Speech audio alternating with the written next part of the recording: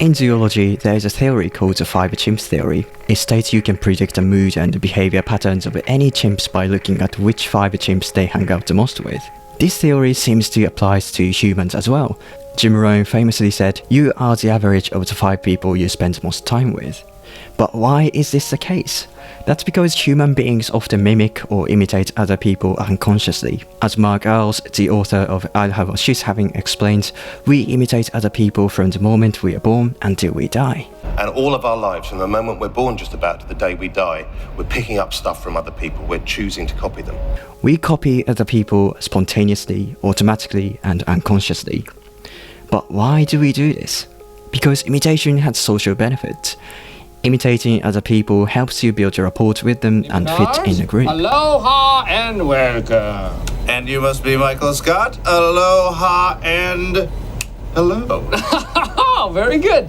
So consciously or unconsciously, you're always picking up on cues from the people around you to inform your behavior. Just like this man in this prank where everyone else is facing the wrong way in an elevator.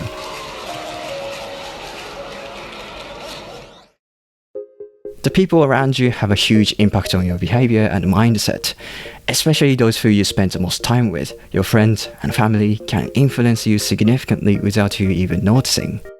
For example, many studies show that when we eat with friends who eat a lot, we eat more. This might be why if your friends are obese, your risk of obesity becomes higher.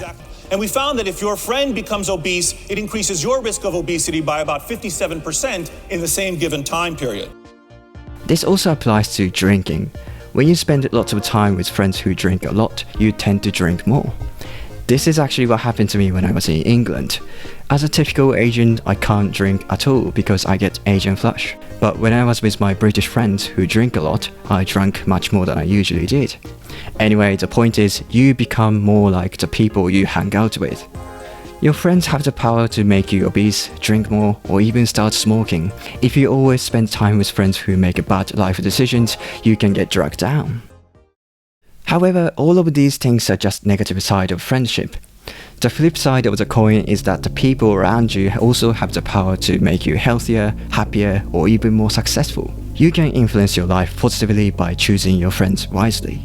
This is the idea of environment optimization. If you want to be happy, surround yourself with positive, happy people. If you want to be healthy, surround yourself with healthy people. There. Oh yeah, would you like a vitamin? B12? Evening primrose oil? Willow bark? Magnesium? No, thank you. Now, what about your friends? When I think about my relationships with other people, I like to use this framework that an author, Andy Stanley, suggested.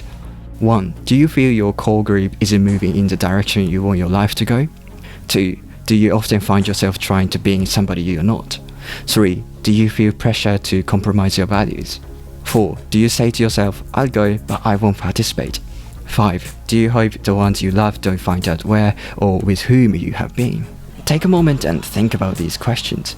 If your answer is yes to some of these questions, maybe it's time to reevaluate who you hang out with.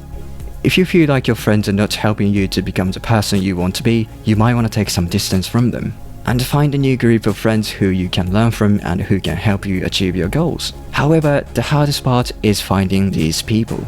And because of the pandemic, it is now harder than ever to meet people in real life. Characterized as a pandemic.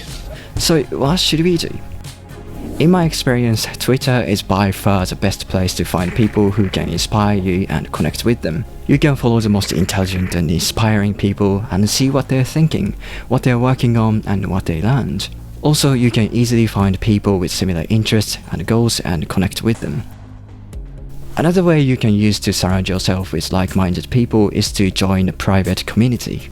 I think joining a community of people with the same interest as you is an effective way to transform your life, simply because you can learn from each other and they will hold you accountable. I really like this quote by James Clear. The key, if you want to build habits that last, is to join a group where the desired behavior is a normal behavior. This is exactly why many people who want to learn more join private communities like Nestle Labs and Farnham Street Learning Community, because in these communities, learning is a normal behavior. So you want to find a community where your desired behavior or action is a normal behavior. For instance, if you want to start a podcast, join a community of podcasters. If you want to write more, join a community of bloggers or newsletter writers. This might be the best way to optimize your environment. There's a saying that goes, show me your closest friend and I'll show you future. There are many factors that affect how successful you will be in your life, but I think the people you surround yourself with have one of the biggest impacts. Going back to the 5 Chimps theory at the beginning, you want to choose your 5 chimps carefully because they have the power to lift you up or drag you down. Thank you so much for watching. If you want to say hi or want to connect with me, feel free to send me a DM on Twitter. Thanks, bye.